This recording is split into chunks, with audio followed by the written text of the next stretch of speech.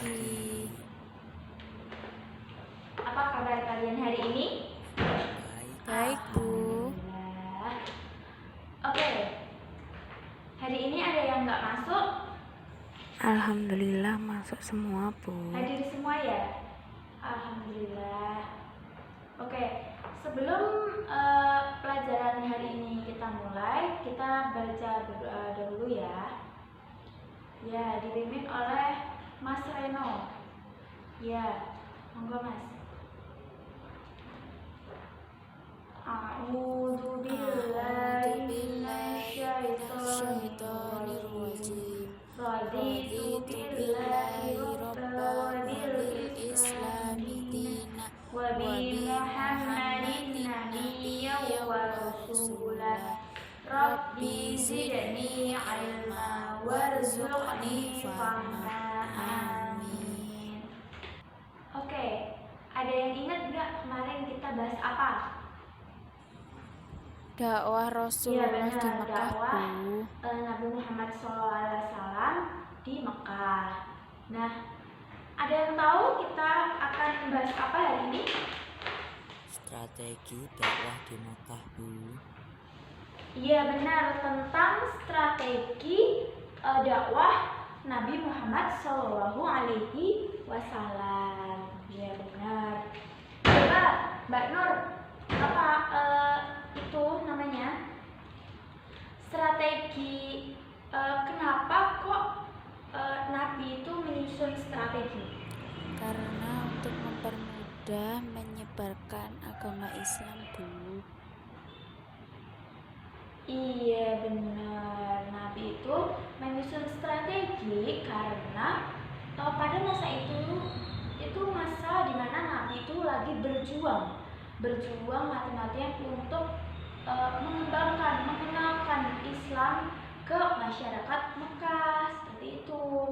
Jadi Nabi itu menyusun berbagai strategi supaya Islam itu berkembang, seperti itu.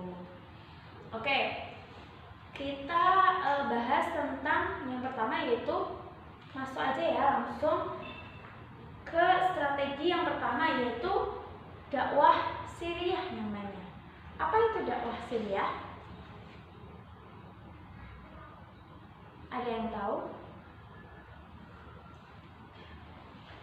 Ya, kamu Mbak apa? Dakwah yang tersembunyi-sembunyi. Benar, dakwah secara rahasia atau sembunyi-sembunyi.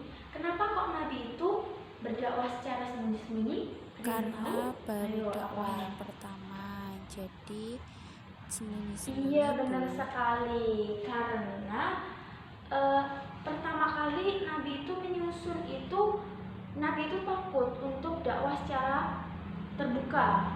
Jadi Nabi itu dakwah secara sembunyi-sembunyi dulu, seperti itu. Dakwah siriyah atau dakwah secara sembunyi-sembunyi ini, Nabi itu melakukan dakwah ini dan secara personal atau sendiri, jadi nggak ada temennya.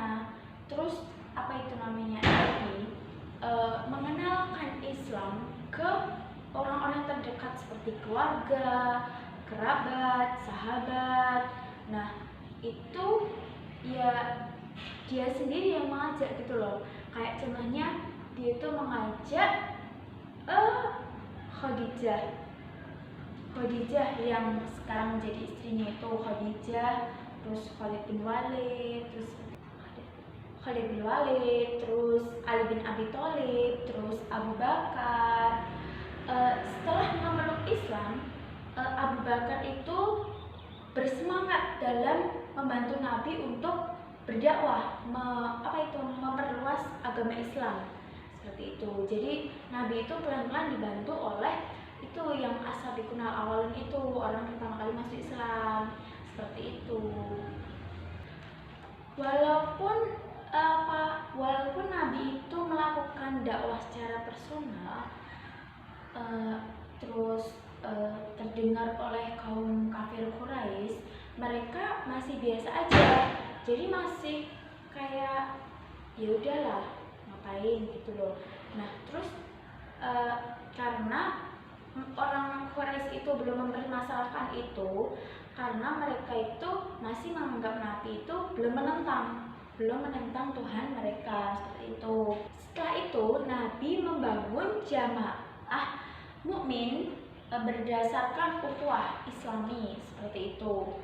Kemudian setelah wahyu yang menyuruh Nabi itu supaya berdakwah secara terang-terangan seperti itu. Nah, muncullah strategi yang kedua yaitu dakwah secara terang-terangan. Dari apa itu dakwah secara terang-terangan Nabi ini, ada yang tahu nggak apa yang terjadi setelah ini? Ya Mbak Salma, apa? Orang Quraisy makin tidak nyaman dengan Ya benar, orang dakwah Quraisy Nabi. mulai tidak nyaman atau terganggu dengan dakwah Nabi ini. Mereka mulai kayak udah, aduh gimana nih, dakwah Nabi udah mulai mengganggu Tuhanku nih, seperti itu. Jadi mereka merasa kalau dakwah Nabi ini harus disingkirkan seperti itu. Jadi awal mula kaum Quraisy dengan Nabi Muhammad ini dari dakwah secara terang-terangan ini seperti itu.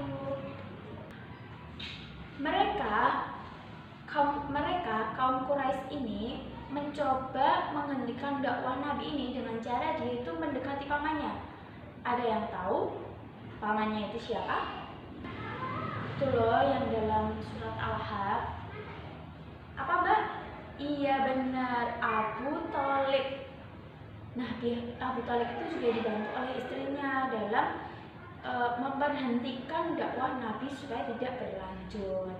Tapi Nabi tetap berlanjut untuk menyebarluaskan agama Islam meskipun dia dihalangi oleh pamannya sendiri. Oh iya anak-anak, untuk materi hijrah ke Absi, terus hijrah ke Taif sama perjanjian Aqabah, nah itu kalian diskusikan. Nanti ibu akan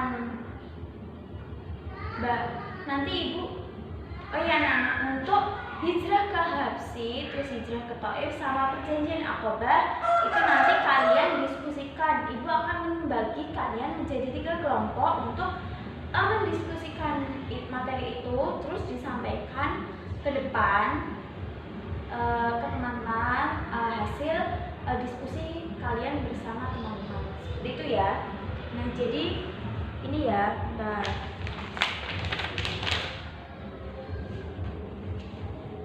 jadi nanti ini hijrah ke Habsi, terus hijrah ke Taif, nah terus sama perjanjian Aqabah ya. Nah, seperti itu. Nanti dibaginya itu 1 sampai 10, terus 11 sampai 20, terus 21 sampai 30 ya. Oke. Makasih. Selamat mengerjakan 10 menit dari sekarang ya. Gimana anak-anak? Udah selesai? Udah ya? Kita mulai dari kelompok perjanjian Aqabah ya. Ya, kelompok 3. Ya, di situ aja Mbak presentasinya. Ya, silakan. Kami dari kelompok 3 akan mempresentasikan tentang perjanjian Aqabah. Perjanjian Aqabah ada 2, yaitu yang pertama, Aqabah yang pertama, yaitu mereka menyatakan setia kepada Nabi Muhammad SAW. Yang kedua yaitu mereka menyatakan rela berkorban harta dan jiwa. Yang ketiga, mereka bersedia ikut menyebarkan agama Islam. Yang keempat, mereka menyatakan tidak menyekutukan Allah. Yang kelima yaitu mereka menyatakan tidak akan membunuh. Yang keenam yaitu mereka menyatakan tidak akan melakukan kecurangan atau kedustaan. Terus yang selanjutnya yaitu kelompok hijrah ke Taif. Ya, silakan. Kami dari kelompok 2 akan mempresentasikan tentang hijrah ke Taif. Kenapa kok Nabi hijrah ke Taif? Yaitu karena orang-orang kafir Quraisy semakin berani mengganggu dan menyakiti Nabi Muhammad SAW. Melihat kondisi tersebut, Zaid berencana mengajak ke Taif dan wilayah berjarak 80 km dari tanah suci. Kenapa Nabi Muhammad memilih Taif? Karena Taif merupakan kota kedua setelah Mekah. Di Taif ada Bani Saqif, yaitu suku terdekat atau suku Arab paling kuat. Terus yang selanjutnya yaitu jarak Taif tidak jauh.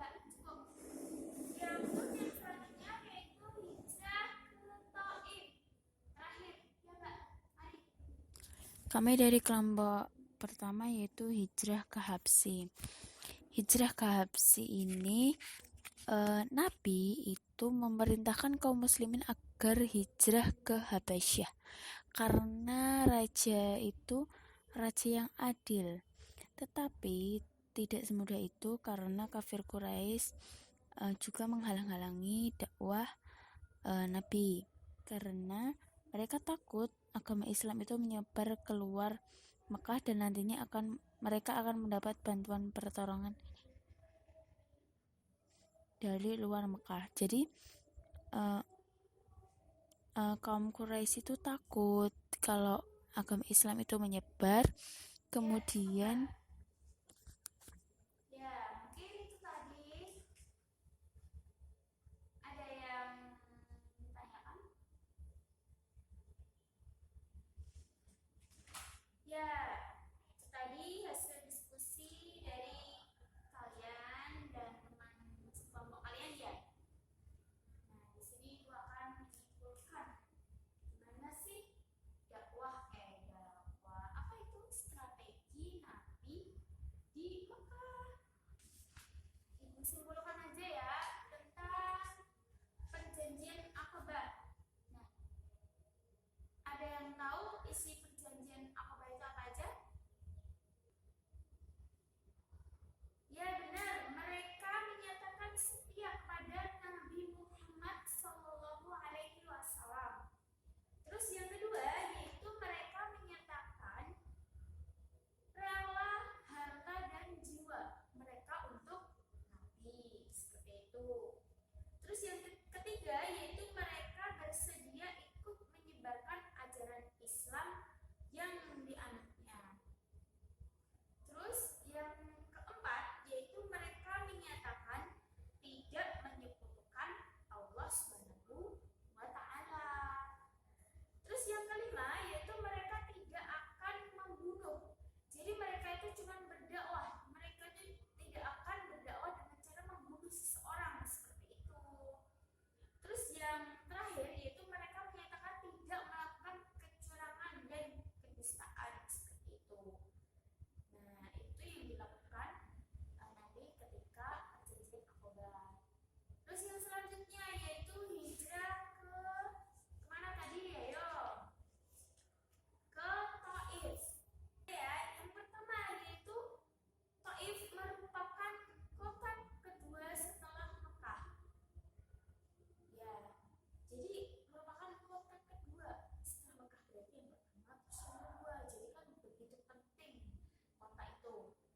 Terus yang kedua yaitu di Taif ada Bani Saqif, yaitu salah satu suku Arab yang paling kuat. Nah, itu yang menjadikan Nabi kenapa menjadikan Taif itu tempat penyebaran Islam. Yang ketiga yaitu jarak Taif tidak jauh dari Mekah sehingga orang Islam dapat membantu menyebarkan Islam di Taif dan Mekah. Nah, selain kota Taif ini kota kedua setelah Mekah, nah ini juga jaraknya itu enggak jauh gitu loh, dekat. Jadi Nabi itu menyebarkannya agama Islam itu enak, seperti itu. Itu hijrah ke Habsi. Kemana? Iya, ke Habsi. Kenapa kok Nabi hijrah ke Habsi? Ya, karena Nabi Muhammad SAW memerintahkan kaum muslimin agar hijrah ke Habasyah atau Habsi karena Raja Habasyah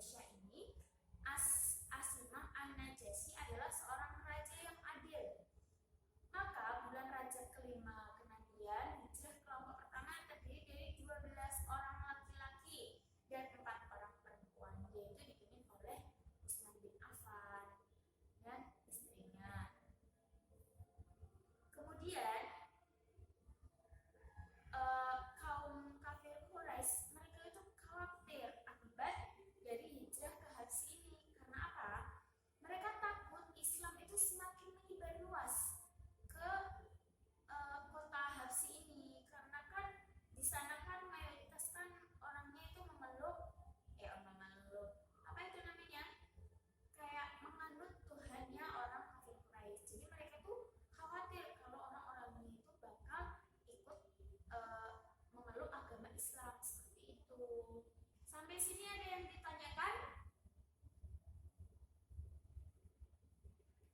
Beneran nih, nggak ada yang mau tanya. Udah jelas semuanya berarti ya? Yaudah, Ibu kasih tugas buat di rumah ya. Kalian mencari rangkuman materi untuk besok minggu depan. Ya, dikit aja, 1 lembar.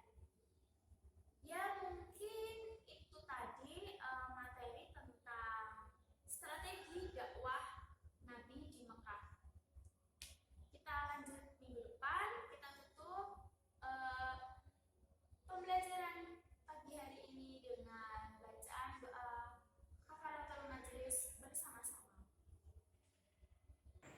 Subhanaka Allahumma wa bihamdika asyhadu an la ilaha illa anta astaghfiruka wa atubu ilaik. Alhamdulillahirabbil alamin. Ada salah, mohon maaf. Bila taufik wal hidayah wabillahi wa inayah. Wassalamualaikum warahmatullahi wabarakatuh. Waalaikumsalam warahmatullahi wabarakatuh.